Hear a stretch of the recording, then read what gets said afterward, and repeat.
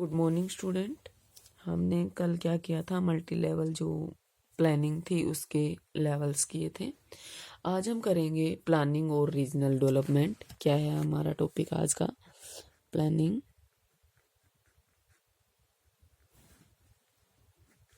और या एंड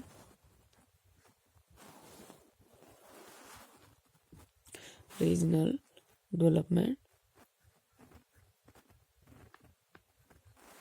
मतलब नियोजन और प्रादेशिक विकास।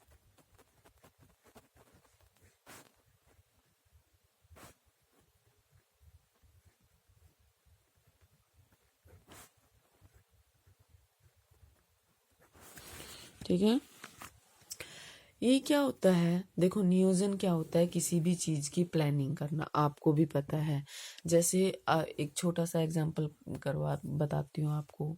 हम क्या कहते हैं? हम कहते हैं ना कि क्या प्लानिंग चल रही है, तो मतलब आपने क्या नियोजित किया। जैसे परीक्षा से, एग्जाम से पहले हम पूछते हैं कि भाई क्या प्लानिंग चल रही है आपकी, क्या कैसे आप अपना शेड्यूल बना रहे हो। तो ठीक है, वो होता है मतलब उस पहले से अपने आप को तैयार करना। तो नियोजन किसी क्षेत्र या देश के जो संसाधन है उसके इष्टतम प्रयोग के द्वारा आर्थिक समृद्धि प्राप्त करने की क्या है? प्रणाली है। ठीक है, क्या है?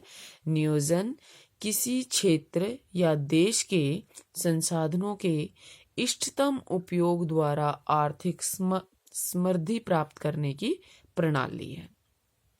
ठीक है, ये क्या है कि ये विशिष्ट लक्ष्यों की प्राप्ति एक संगठित, सचेतन और सतत प्रयास है, जिससे वास्तविकता और प्रत्याशा के मध्य के अंतराल को क्या किया जा सकता है? कम किया जा सकता है।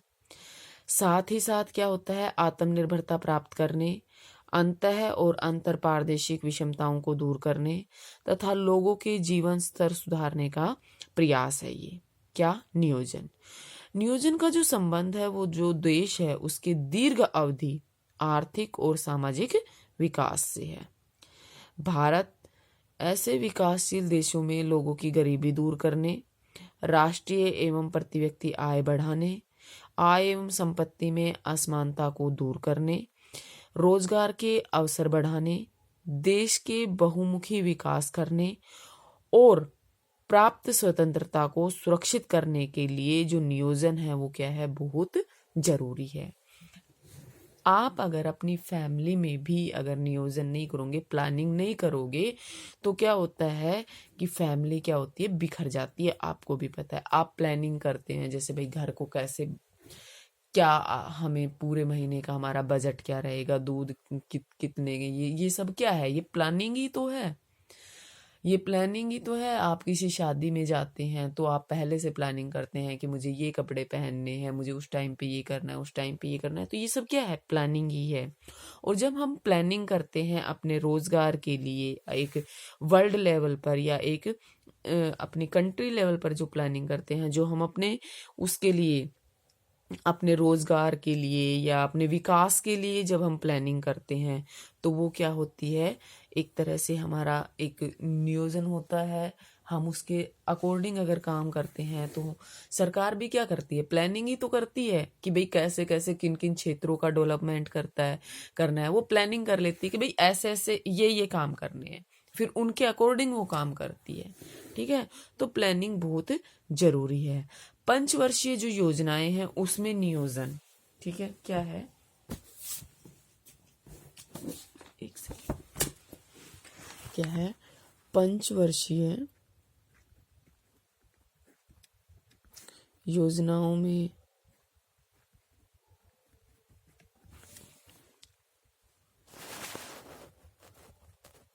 नियोजन।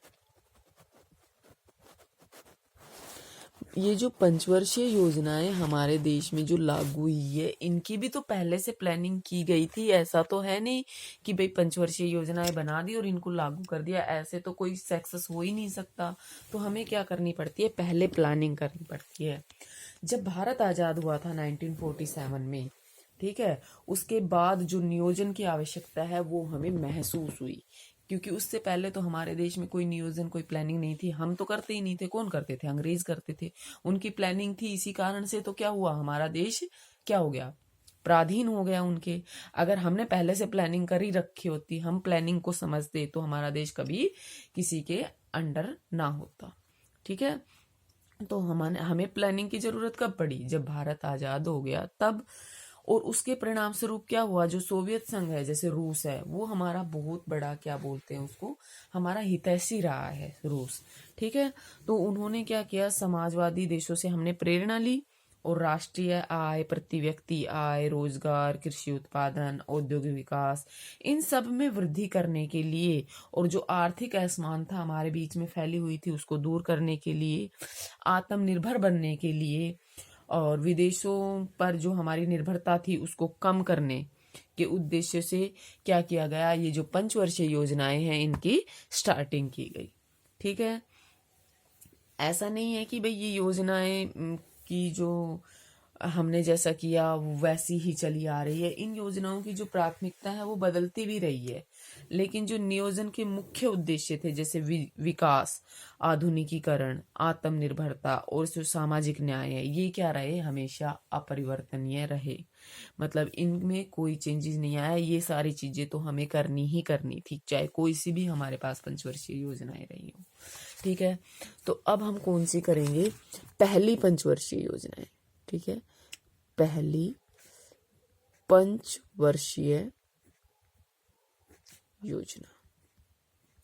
ठीक है, ये जो योजना थी ये कब से कब तक, 1950-51 से, ठीक है, कब से कब तक रही, 1910 साल में होती है, तो ये रही थी 1955, नहीं 5 साल की होती है, 1955 से 56। ठीक है, 1955-56 तक जो पहली पंचवर्षीय योजनाएं थी, इसकी शुरुआत जो है वो पूर्व देश जो विस्थापित हो चुके थे उनके आगमन से, भारी जो खाद्य संकट और बढ़ती जो मुद्रास्फीति जैसी समस्याओं से हम ग्रसित थे उन पर था।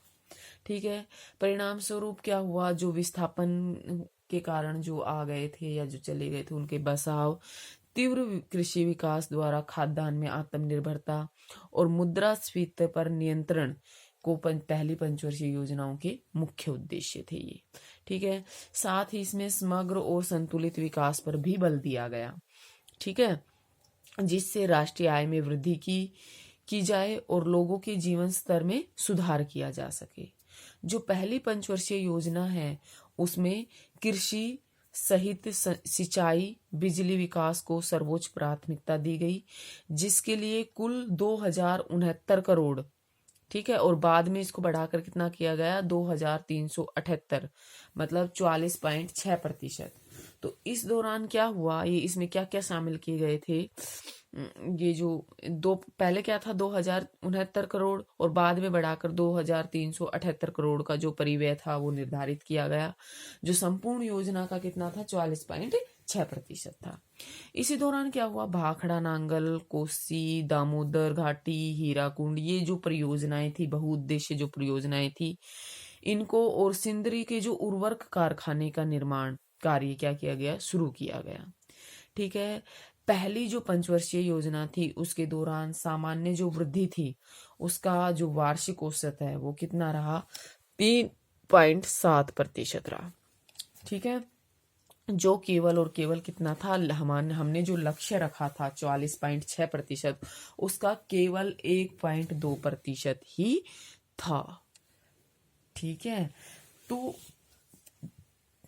आपको मेन चीज क्या रखनी है कि भाई पहली पंचवर्षीय योजना कब से कब तक थी, 1950-51 से 1955-56 के बीच में थी।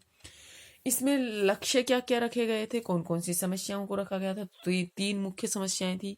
एक तो जब भारत का विस्थापन हो गया था, तो विस्थापन होने के कारण एक तो भारत से गए, एक भारत में जो आए थे उनके लिए क्या करना था, हमें उनको मतलब एक तरह से घर बनाना था, उनके लिए आवास की सुविधा करनी थी। दूसरा, खाद्य संकट जो आ गया था उसको कम करना था। तीसरा, जो हम दूसरों के ऊपर डिपेंड थे मुद्रास्फीति के लिए, उसको कम करना था। ठीक है, ये हमारे थे, हमारे जो क्या है, संपूर्ण योजना कितनी थी, 2.69 करोड़ थी, और बाद में बढ़ाकर कितनी कर दी थी हमने, 2378 करोड़ रुपए का परिव्यय जो था, भाई इतना खर्चा आना है ये हमने निर्धारित कर लिया था। ठीक है, जो पूरी जो संपूर्ण योजना थे उसका कितना था, 44.6% था। और इसमें क्या क्या शामिल था, भाखड़ा नांगल परियोजनाएं, कोसी दामोदर हीराकुंड, और ये जो पहले पंचवर्षीय योजना है इसका जो सामान्य वृद्धि दर का वार्षिक औसत कितना था, 3.7% था। ठीक है, ये सब चीजें हमें इसमें करनी है। दूसरी पंचवर्षीय योजना और जो आगे की पंचवर्षीय योजना है वो हम करेंगे नेक्स्ट क्लास में। ठीक है, थैंक यू, आई होप आपको समझ में आ रहा होगा। ठीक है, थैंक